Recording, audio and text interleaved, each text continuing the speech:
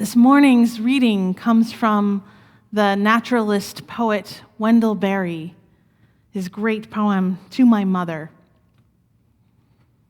I was your rebellious son. Do you remember?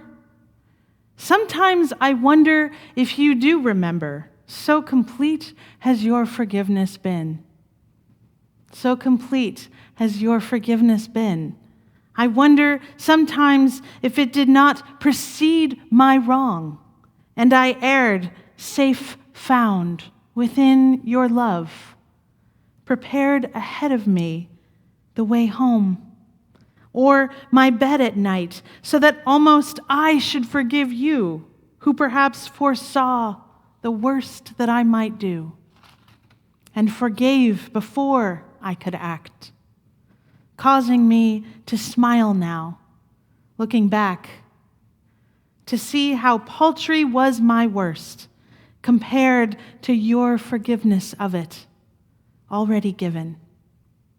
And this then is the vision of that heaven of which we have heard, where those who love each other have forgiven each other, where for that the leaves are green, the light a music in the air, and all is unentangled, and all is undismayed.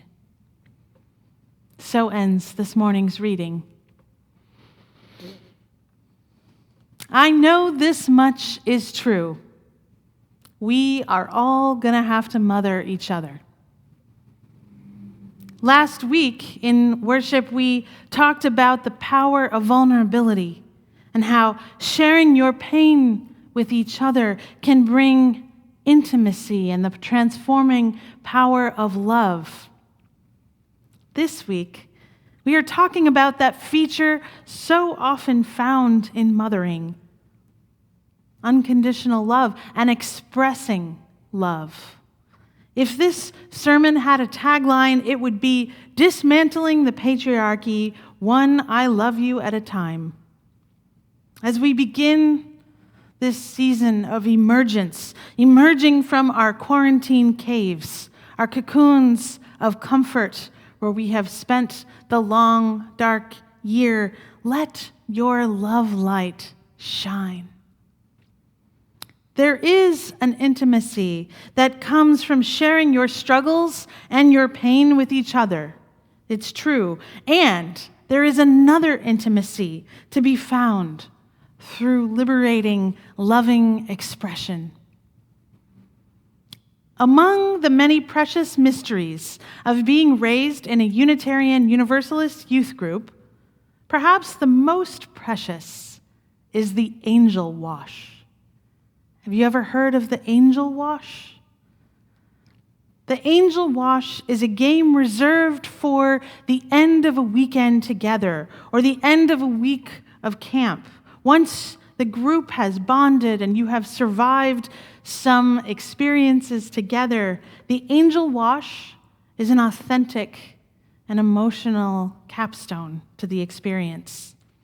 In an angel wash, all the teenagers make a tunnel, standing on either side of you and lifting their arms over you, and you slowly walk through that tunnel. And as you walk in silence, each person you walk by, whispers affirmations to you as you pass through their tunnel. You are lovely and creative. Someone might say, you are a loyal friend, or you are an amazing listener. Imagine being at the height of your teenage angst and that painful self-consciousness. You know, adolescence can sometimes just feel like a pileup of cringy, painful moments stacked upon each other. But then comes the weekend with your Unitarian Universalist youth group, and you receive an angel wash. It is baptism by love. To be raised you is to learn how to say I love you in 1,000 different ways to your friends or to people you're just beginning to know. It is to learn to accept someone who is difficult or who may be strange and welcome them into the circle, to open the circle wide for anyone who enters, and then wider still until everyone feels accepted and everyone feels loved without condition. If you love someone, say it out loud. Don't save it. Don't save it for your wife or your husband or child or family. Don't reserve your love for someone who says it first or for some idea of obligation. Say it often. If you are a man, say it to other men who you love. I want to challenge our men's group at UUCA to say, okay, maybe you already do this. I don't really know what goes on there, but perhaps you do it. But I want to challenge you to say it. What would that require of you? It is scary.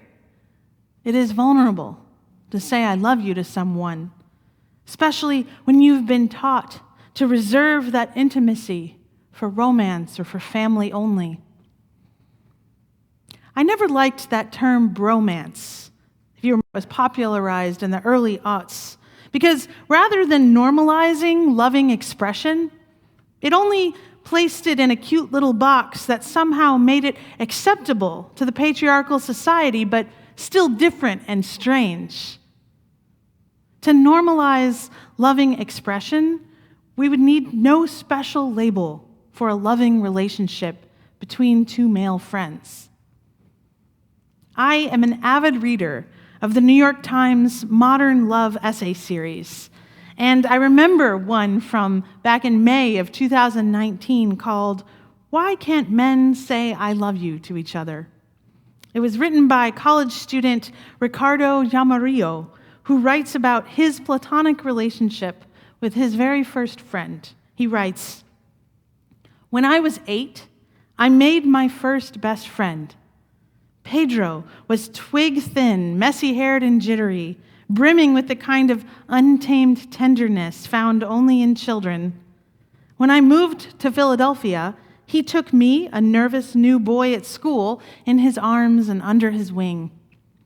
Pedro and I spent our weekends on walks with his mother through the forest trails near their house.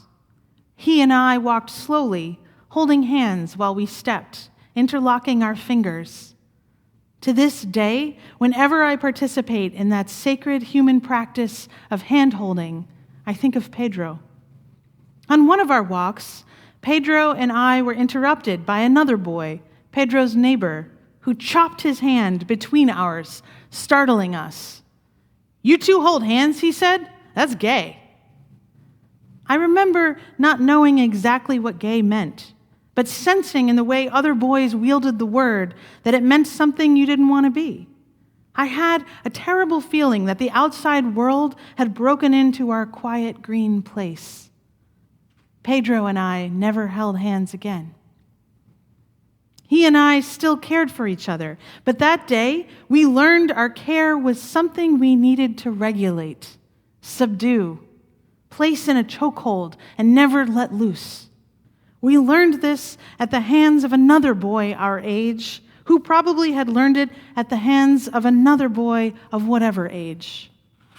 Pedro and I learned what men in America have learned repeatedly, that tenderness must be tamed in accordance with a set of codes we must become fluent in, as if our survival depends on it.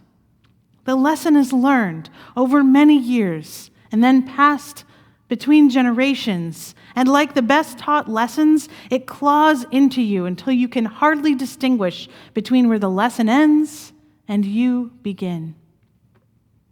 Somewhere inside each man is a list of all the other men he's loved, without ever finding the words to tell them so.